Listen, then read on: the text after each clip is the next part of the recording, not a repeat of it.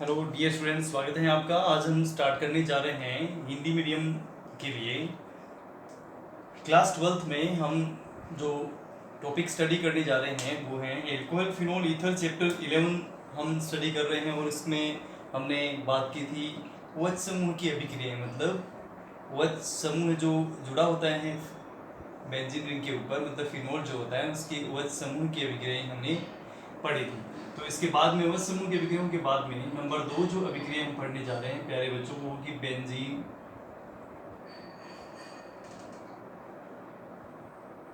वलय की अभिक्रिया। बेंजीन वलय की अभिक्रिया हम पढ़ेंगे प्यारे बच्चों। तो बेंजीन वलय की जो अभिक्रियाएं हैं इसके अंदर फिनोल में, वो हम स्टडी करेंगे। तो नंबर फर्स्ट इसमें होगा, हम इसमें स्टडी करेंगे नंबर फर्स्ट बेंजीन वलय की अभिक्रियाओं में हमारे लिए सबसे पहले रहेगा सल्फोनीकरण।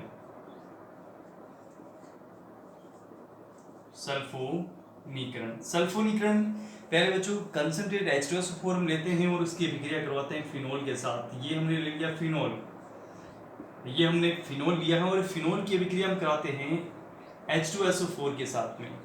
सल्फ्यूरिक एसिड के साथ में हम रिएक्शन करते हैं ये, और सल्फ्यूरिक एसिड के साथ में हम ये रिएक्शन करेंगे। हम जानते हैं प्यारे बच्चों, ऑर्थो तथा पैरा स्थिति जो होती है फिनोल की ऑर्थो व पैरा स्थिति पर इलेक्ट्रॉन घनत्व का मान बढ़ जाता है, जिसकी वजह से माइनस चार्ज आता है किसके ऊपर, ऑर्थो व पैरा स्थिति पर। ये हमें अनुनाद के द्वारा पता चलता है। अनुनादी संरचनाओं में हम देखते हैं कि ऑर्थो पैरा स्थिति पर फिनोल में क्या आता है, इलेक्ट्रॉन घनत्व बढ़ जाता है, माइनस चार्ज आता है। तो यहाँ हम देखेंगे OH पे चार्ज माइनस है और SO3H पे क्या है, पॉजिटिव चार्ज है। तो हम देखेंगे कि ऑर्थो और पैरा स्थिति पर क्या जुड़ेगा, ये ऑर्थो और पैरा स्थिति पर क्या जुड़ जाएगा। यहाँ पर हम देख पाएंगे कि इसमें SO3H जो समूह है ये कहाँ जुड़ेगा, ऑर्थो और पैरा स्थिति पर जुड़ जाएगा। तो उत्पाद क्या बनेगा, देखो H जो होता है, हाइड्रोजन जो होता है ऑर्थो पैरा स्थिति पर, वह OH समूह से जुड़ करके क्या निकाल देगा, वाटर मॉलिक्यूल को बाहर निकाल देगा। और फिनोल के साथ में जो SO3H ग्रुप है वह ऑर्थो तथा पैरा स्थिति पर जुड़ जाएगा, ऑर्थो व पैरा स्थिति पर ये जुड़ जाएगा। तो OH SO3H एक ऑर्थो स्थिति पर और एक पैरा स्थिति पर SO3H समूह जो होता है वह जुड़ जाता है पैरा स्थिति पर। नाम क्या हो गया, ऑर्थो हाइड्रोक्सी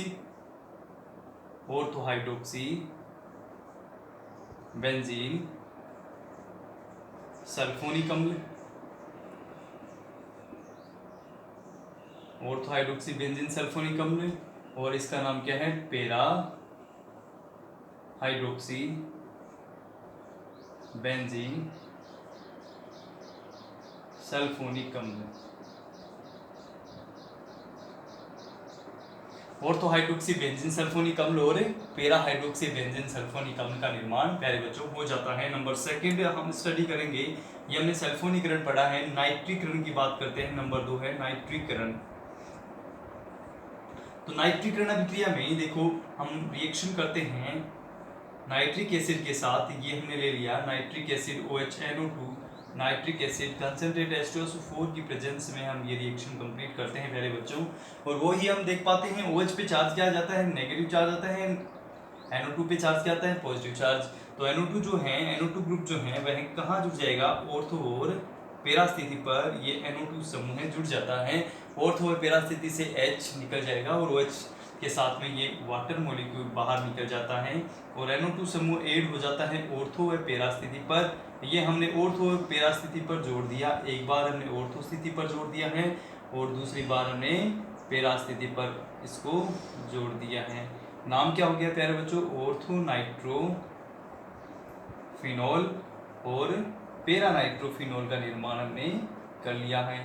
ऑर्थो नाइट्रोफिनॉल और पैरा नाइट्रोफिनॉल का निर्माण इसमें हमने कर लिया है। ठीक है, इस प्रकार से नाइट्रीकरण रिएक्शन हमने कंप्लीट की है, जिसमें ऑर्थो और पैरा स्थिति पर हमने नाइट्रो समूह ऐड कर दिया, उत्पाद बना दिया ऑर्थो नाइट्रोफिनॉल और पैरा नाइट्रोफिनॉल। ठीक है, इस प्रकार से हमने ये नाइट्रीकरण रिएक्शन कंप्लीट किए हैं। और यदि एक्सेस नाइट्रिक एसिड एक्सेस मात्रा में लिया जाता है, अधिक मात्रा में यदि नाइट्रिक एसिड लिया जाता है, OHNO2 में नाइट्रिक एसिड एक्सेस क्वांटिटी में यदि इसको लिया जाता है, अधिक मात्रा में यदि इसको लिया जाता है 3 मॉलिक्यूल्स के लिए जाते हैं। तो ऑर्थो और पैरा स्थिति पर जो इलेक्ट्रॉन घनत्व कम होता है, मतलब NO2 समूह कहाँ जुड़ेगा, ऑर्थो और पैरा स्थिति पर, और ऑर्थो और पैरा स्थिति से क्या निकल जाएगा, हाइड्रोजन निकल जाएगा।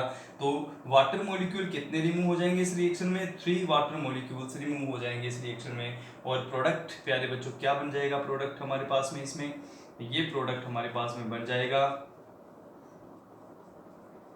इस प्रकार से। ये प्रोडक्ट हम बना लेंगे, इसका नाम क्या है, 2,4,6 ट्राई नाइट्रोफिनोल, 2,4,6 ट्राई नाइट्रोफिनोल का निर्माण प्यारे बच्चों हो जाता है। ठीक है, इस प्रकार से हमने किसका निर्माण कर लिया है, 2,4,6 ट्राई नाइट्रोफिनोल का निर्माण कर लिया। इसका अदर नेम क्या है, मोस्ट इंपोर्टेंट कंपाउंड है picric acid. Picric acid explosive compound होता है एक तरह से, मतलब विस्फोटक प्रकृति का होता है पिक्रिक एसिड। उसका निर्माण कैसे होता है, जब फिनोल की अभिक्रिया एक्सेस क्वांटिटी में नाइट्रिक एसिड के साथ कराई जाती है तब पिक्रिक एसिड का निर्माण होता है, जिसका आईपीएसी नाम होता है 2,4,6 ट्राई नाइट्रोफिनोल होता है। ठीक है, इसके बाद हम प्यारे बच्चों आगे हम स्टडी करते हैं। ये हमने नंबर 2 नाइट्रीकरण मेथड कंप्लीट किया है। इसके बाद आगे नंबर 3 पढ़ेंगे फ्रीडल-क्रोफ्ट अभिक्रिया।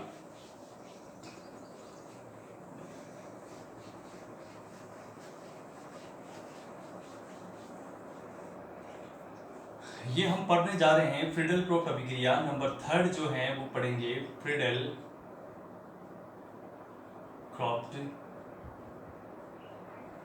अभिक्रिया। फ्रीडल-क्रोफ्ट अभिक्रिया, तो प्यारे बच्चों फ्रीडल-क्रोफ्ट अभिक्रिया को हम स्टडी करेंगे। तो फ्रीडल-क्रोफ्ट अभिक्रिया 2 प्रकार की होती है।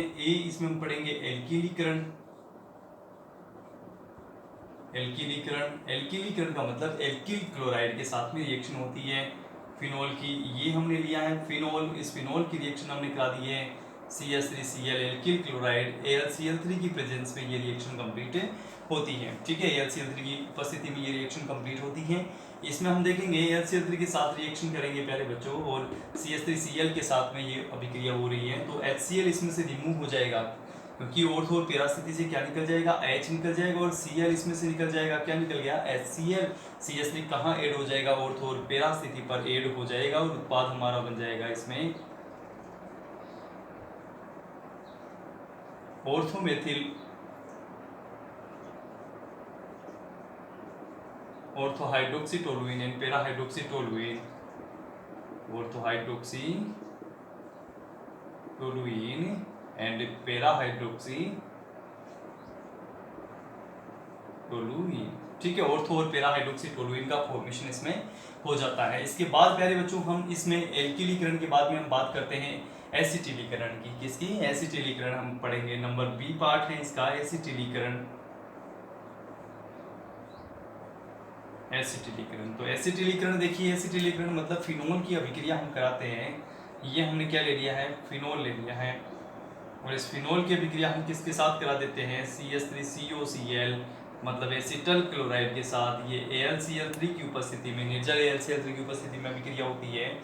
इसमें देखेंगे कि ऑर्थो और पैरा स्थिति पर जो हाइड्रोजन होते हैं वो Cl के साथ निकल करके HCl इसमें से निकल जाएगा। उत्पाद जो बनेगा हमारा ऑर्थो और पैरा उत्पाद बन जाएगा। ऑर्थो पैरा उत्पाद बन करके यहाँ पर हम प्रोडक्ट इसमें बना देंगे dear students, OHCOCH3 and plus ortho and para product का निर्माण हो जाता है। इसका नाम क्या है इस प्रोडक्ट का, इसका नाम हम लिखेंगे orthohydroxy acetophenone, orthohydroxy acetophenone and parahydroxy acetophenone. Orthohydroxy acetophenone और पैराहाइड्रोक्सी एसिटोफिनोन का निर्माण हम प्यारे बच्चों इसमें कर लेते हैं। तो ये एल्किलीकरण और एसिटिलीकरण फ्रीडल-क्रोफ्ट अभिक्रिया की 2 अभिक्रिया होती है। निर्जल AlCl3 एनहाइड्रस AlCl3 की उपस्थिति में ये अभिक्रिया होती है, ऑर्थो पैरा उत्पाद इसमें बन जाते हैं। ठीक है, तो इस प्रकार से हमने ये फ्रीडल-क्रोफ्ट अभिक्रिया कंप्लीट की है। और इसके बाद ये मोस्ट इंपोर्टेंट है एग्जाम की दृष्टि से, एग्जाम में एल्किलीकरण और एसिटिलीकरण फ्रीडल-क्रोफ्ट अभिक्रिया पूछी जाती है एग्जाम में, तो आप विशेष इसको स्टडी करोगे। फ्रीडल-क्रोफ्ट अभिक्रिया को नेम रिएक्शंस आपको अलग से स्टडी करनी है। ठीक है, इसके बाद आगे बढ़ते हैं।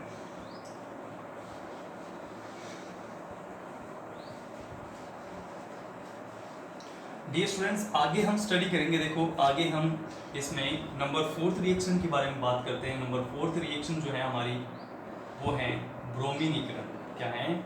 ब्रोमीनीकरण। ब्रोमीनीकरण रिएक्शन के बारे में बात करेंगे। यदि ब्रोमीनीकरण में मतलब फिनोल की अभिक्रिया हम 3Br2 मॉलिक्यूल के साथ में करते हैं, मतलब एक्सेस फॉर्म में ब्रोमीन वाटर लिया जाता है, एक्सेस फॉर्म में लिया जाता है।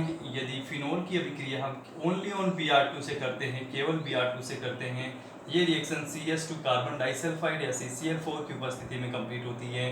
इनको हीट किया जाता है, तब हम देखेंगे 3Br2 मॉलिक्यूल्स लिए जा रहे हैं। हर एक ऑर्थो और पैरा स्थिति से हाइड्रोजन रिमूव हो जाएगा। हाइड्रोजन रिमूव होकर के यहाँ से Br3 मॉलिक्यूल रिमूव हो जाएंगे और 3Br एंड 3HBr मॉलिक्यूल्स इसमें से रिमूव हो जाएंगे, इस रिएक्शन में से बाहर निकल जाएंगे। जहाँ से हाइड्रोजन रिप्लेस होते हैं ऑर्थो पैरा पोजीशन से, वहाँ पर क्या ऐड हो जाएगा? Br ऐड हो जाएगा प्यारे बच्चों। तो यहाँ पर हम इसमें लिख पाएंगे ये Br ऑर्थो एंड पैरा स्थिति पर हम इसमें लिख देते हैं और हमारे पास जो प्रोडक्ट है वो बन जाता है 2,4,6 ट्राईब्रोमोफिनोल। 2,4,6 ट्राईब्रोमोफिनोल का फॉर्मेशन हम इसमें कर लेते हैं प्यारे बच्चों। यदि हम CH2CCl4 की उपस्थिति में यदि एक्सेस फॉर्म में इसको नहीं लेते हैं, ज़्यादा मात्रा में नहीं लेते हैं, तो ऑर्थो पैरा उत्पाद का निर्माण होता है। जैसे हम ऑर्थो पैरा उत्पाद का निर्माण करें OH Br + OH and Br में HBr इसमें से रिमूव हो जाता है एंड प्रोडक्ट बनता है ऑर्थोब्रोमोफिनोल एंड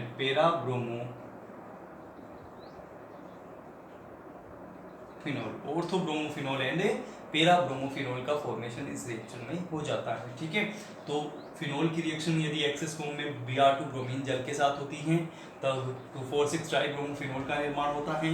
यदि कम क्वांटिटी में यदि Br2 की रिएक्शन होती है CH2CCl4 की उपस्थिति में, तो ऑर्थो व पैरा प्रोडक्ट का निर्माण होता है। ये हमने ब्रोमीनीकरण रिएक्शन इसमें पढ़ ली है। ठीक है, ब्रोमीनीकरण के बाद में हम नंबर 5 रिएक्शन की बात करते हैं प्यारे बच्चों, फ्रिस रीअरेंजमेंट। तो फ्रिस पुनर्विन्यास भी इसको हम कह सकते हैं। फ्रिस रीअरेंजमेंट मीनिंग फ्रिस पुनर्विन्यास। इसमें क्या होता है प्यारे बच्चों? इसमें फिनोल की रिएक्शन हम करते हैं एसिटल क्लोराइड के साथ, CH3COCl के साथ इसकी रिएक्शन की जाती है। किसके साथ की जाती है? CH3COCl के साथ। यहाँ से HCl रिमूव हो जाता है। क्या रिमूव हो जाता है? HCl इसमें से रिमूव हो जाता है। इसमें से क्या रिमूव कर दिया हमने? H और Cl। HCl को रिमूव कर दिया, प्रोडक्ट क्या बन गया हमारे पास में? मैथिल बेंजोएट का निर्माण हम इसमें कर लेते हैं। ठीक है, हमारे पास बन जाता है CH3CH3COO। ठीक है, मतलब मैथिल बेंजोएट का निर्माण हमने इसमें कर लिया है। ठीक है, मैथिल बेंजोएट बन गया। अब इस मैथिल बेंजोएट का क्या करते हैं? नाइट्रोबेंजीन की उपस्थिति में इसका करते हैं रीअरेंजमेंट। क्या करते हैं? इसका रीअरेंजमेंट, पुनर्विन्यास करते हैं। तो क्या होगा? यहाँ से जो हाइड्रोजन होता है ये हाइड्रोजन शिफ्ट हो जाएगा किस स्थिति पर? ऊपर। ठीक है, ऑर्थो स्थिति पर। और ये जो CH3CO समूह है ये कहाँ शिफ्ट हो जाएगा? ये हाइड्रोजन के जगह पे शिफ्ट हो जाएगा। हाइड्रोजन शिफ्टिंग होती है, मतलब रीअरेंजमेंट होता है केवल, और ये ऑर्थो और पैरा प्रोडक्ट का निर्माण इसमें कर देता है प्यारे बच्चों। हाइड्रोजन जो है ऑर्थो पैरा पोजीशन से शिफ्ट होता है किस पर? ये जो बेंजीन वाला के ऊपर वाला कार्बन जो है यहाँ पर, इस कार्बन पर हाइड्रोजन शिफ्ट होता है ऑर्थो और पैरा स्थिति से। ठीक है, तो उत्पाद हम इसमें क्या लिख सकते हैं प्यारे बच्चों? उत्पाद हम लिखेंगे, उत्पाद हमारा बन जाता है इसमें OH COCH3 plus OH COCH3। ठीक है, ऑर्थो हाइड्रोक्सी एसिटोफिनोन और पैरा हाइड्रोक्सी एसिटोफिनोन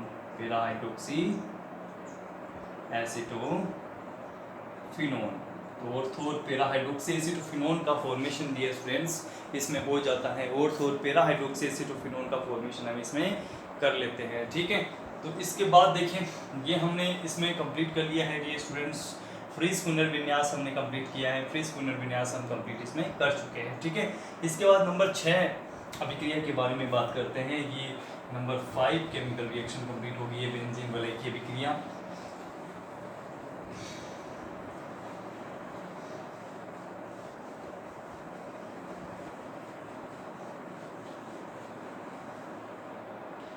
इसके बाद हम बात करते हैं नंबर 6।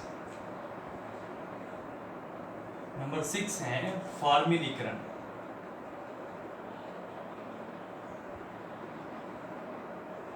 फॉर्मिलीकरण के बारे में बात करते हैं। फॉर्मिलीकरण में 3 अभिक्रिया होती हैं प्यारे बच्चों। फॉर्मिलीकरण में हम पढ़ेंगे टोटल 3 अभिक्रिया पढ़ेंगे फॉर्मिलीकरण में। नंबर फर्स्ट अभिक्रिया इसमें है या ए अभिक्रिया इसमें हम पढ़ेंगे गाटरमान अभिक्रिया। गाटरमान अभिक्रिया, गाटरमान अभिक्रिया, गाटरमान अभिक्रिया पढ़ेंगे। तो देखो गाटरमान अभिक्रिया प्यारे बच्चों मैं इस प्रकार से लिखता हूँ, HCl पॉजिटिव HCl की रिएक्शन कराई जाती है ZnCl2 की उपस्थिति में। किसकी उपस्थिति में? ZnCl2, जिंक क्लोराइड की उपस्थिति में HCl और HCl की रिएक्शन होती है। वी नो दैट, हम जानते हैं H positive and Cl negative, H positive and Cl negative. H positive जो होता है वो कहाँ जुड़ेगा? नेगेटिव के ऊपर, और ये जो Cl नेगेटिव है कहाँ जुड़ेगा? इस पॉजिटिव के ऊपर जाकर के ये बॉन्ड बना लेगा। ठीक है, अब इसके बाद हम इसको प्रोडक्ट के रूप में कन्वर्ट करें प्यारे बच्चों, तो CH double bond NH single bond Cl mean aldimine chloride का निर्माण हो जाएगा। ये जो प्रोडक्ट बना एल्डिमीन क्लोराइड का निर्माण हो गया। अब देखिए एल्डिमीन जो क्लोराइड बना है प्यारे बच्चों, उसको हम क्या करते हैं, जैसे हमने इसकी अभिक्रिया करा दी है फिनोल के साथ में, ये हमने ले लिया फिनोल। ठीक है, फिनोल की हर स्थिति पर हाइड्रोजन होता है, पैरा स्थिति पर हमने हाइड्रोजन लगा दिया क्योंकि यहाँ पर रिपल्सन बहुत कम होता है, जिसकी वजह से प्रोडक्ट जो बनने की संभावना होती है वो मैक्सिमम प्रोडक्ट बनने की संभावना होती है पैरा प्रोडक्ट। ठीक है, पैरा उत्पाद अधिक से अधिक मात्रा में बनने की संभावना होती है, अधिक मात्रा में यह उत्पाद बनता है। तो इसकी अभिक्रिया हमने कराई है Cl CH double bond NH मतलब एल्डिमीन क्लोराइड के साथ अभिक्रिया कराइए। ठीक है, एल्डिमीन क्लोराइड के साथ अभिक्रिया कराएंगे तो हम देखेंगे कि इसमें से क्या निकल रहा है बाहर, इसमें से HCl को रिमूव कर रहे हैं। क्या कर रहे हैं? HCl को रिमूव कर रहे हैं। HCl को रिमूव करने के बाद प्यारे बच्चों आप देखते हो ये जो रिएक्शन हमने की है इसमें, ये हमने लिख दिया OH और यहाँ पे CH डबल बॉन्ड NH, ये बन गया। अब इसकी अभिक्रिया आगे करते हैं। ठीक है, गाटरमान अभिक्रिया हम कर रहे हैं।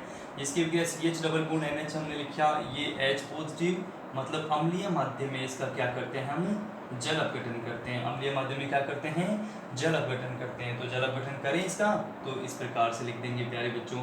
इसको कैसे लिखेंगे हम? OHH। ठीक है, और यहाँ से क्या करेंगे? बॉन्ड को डिसोसिएट कर देंगे। तो क्या निकल जाएगा बाहर? इसमें से NH3 और ये ऑक्सीजन कहाँ ऐड हो गया? CH के साथ में। तो उत्पाद क्या बन गया है हमारे पास में? इस प्रकार से लिखते हैं इसको OHCHO para hydroxy benzaldehyde, para hydroxy benzaldehyde, para hydroxy benzaldehyde का फॉर्मेशन हमने कर लिया है। किसका फॉर्मेशन कर लिया? पैरा हाइड्रोक्सी बेंजेल्डिहाइड का फॉर्मेशन कर लिया। ये हमारी गाटरमान अभिक्रिया कहलाती है। कौन सी अभिक्रिया है ये? गाटरमान अभिक्रिया प्यारे बच्चों ये कहलाती है। ठीक है, इसके बाद आगे हम बात बढ़ते हैं। आगे बढ़े हम नंबर बी रिएक्शन की ओर। हमारी जो बी रिएक्शन है वो हम इसमें यहाँ लिख रहे हैं राइमन टीमान अभिक्रिया। राइमन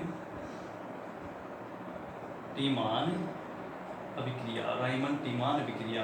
तो फॉर्मिलीकरण मतलब CHO समूह में कन्वर्ट हो जाना। ठीक है, फॉर्मिल समूह कौन सा होता है? CHO समूह है।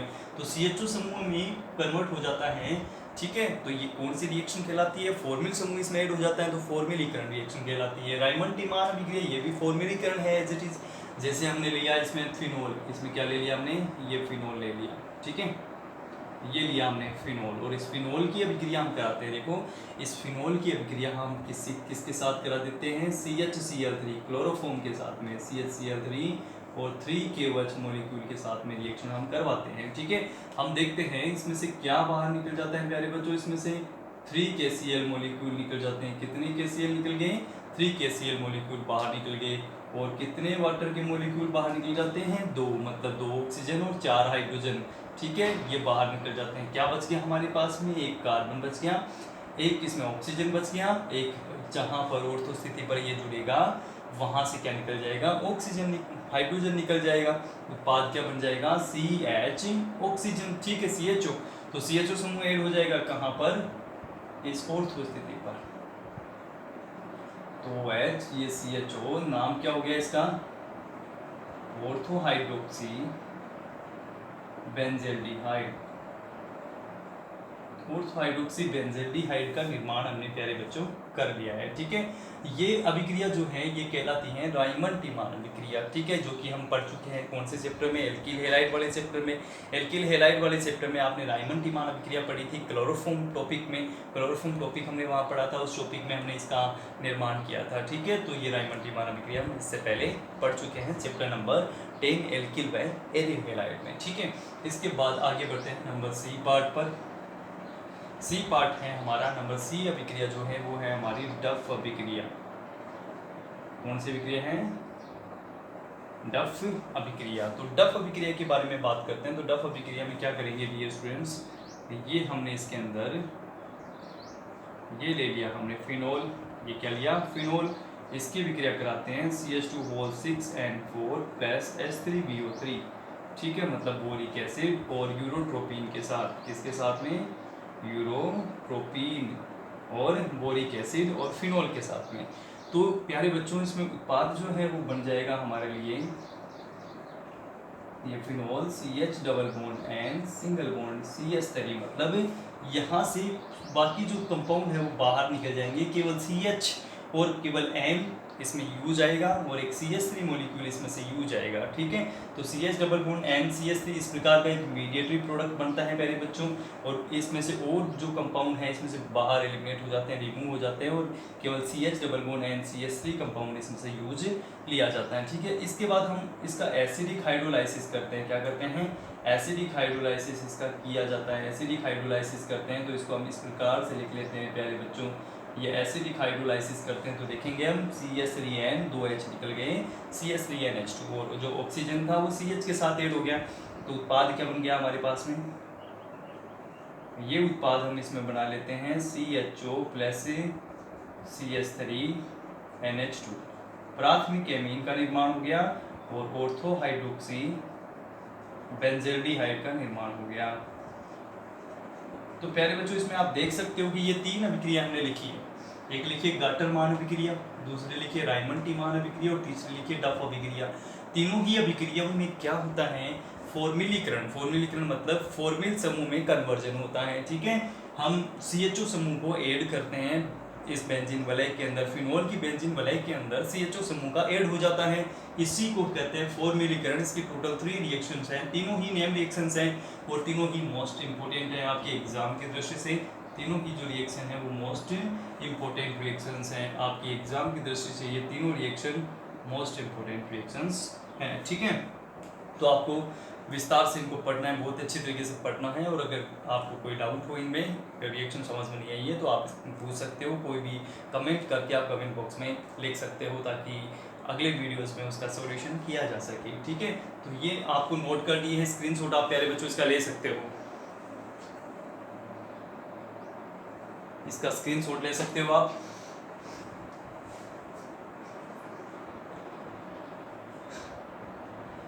इसके बाद हम बात करते हैं एक रिएक्शन की ओर। एक रिएक्शन और इसमें पढ़ेंगे, वो है इसमें फिनोल के लिए हम पढ़ेंगे हाइड्रोजनीकरण।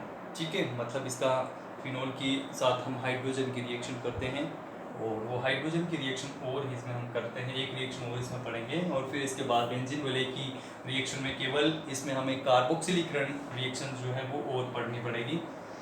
तो ये स्टूडेंट्स स्क्रीनशॉट ले लिया है आपने। ठीक है, और हम बात करते हैं रिएक्शन नंबर 8 की, रिएक्शन नंबर 7 की। रिएक्शन नंबर 7 है हमारी हाइड्रोजनीकरण।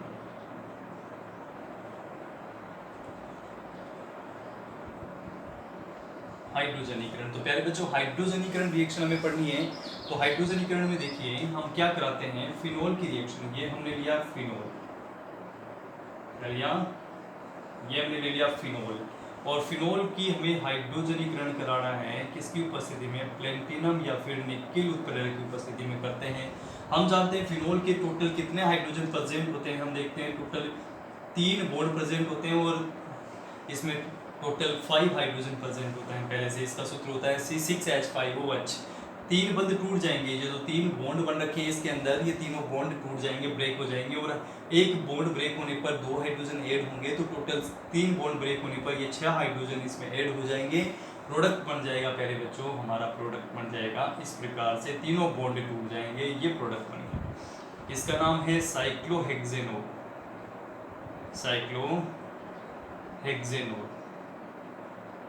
साइक्लोहेक्सेनोल का निर्माण हो जाएगा। ये जो C6H5OH, इसका फॉर्मूला क्या है, C6H5OH, ये क्या है, फिनोल, और ये जो है इसका नाम है C6H11OH।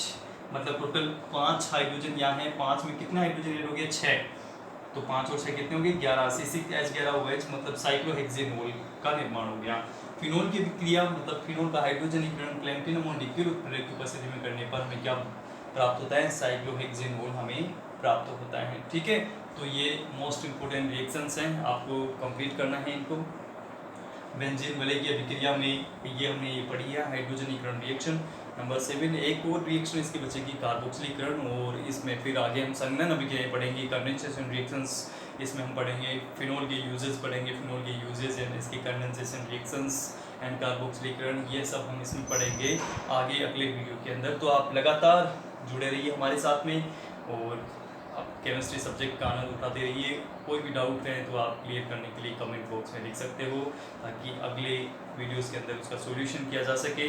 आप घर पर रहिए, मस्त रहिए और अच्छी तरीके से पढ़ाई करते रहिए, और हम उम्मीद करते हैं कि आपको ये सारे वीडियो समझ में आ रहे हैं, और जो भी क्वेश्चंस पूछे जा रहे हैं उनका आप घर पर सॉल्यूशन करते हो, और अच्छी तरीके से आप उनको समझते हो, और अपनी नोटबुक में नोट्स बना करके आप लिखते हो, ताकि आप एग्ज़ाम की दृष्टि से आप इनको प्रिपेयर कर सको। Thank you very much.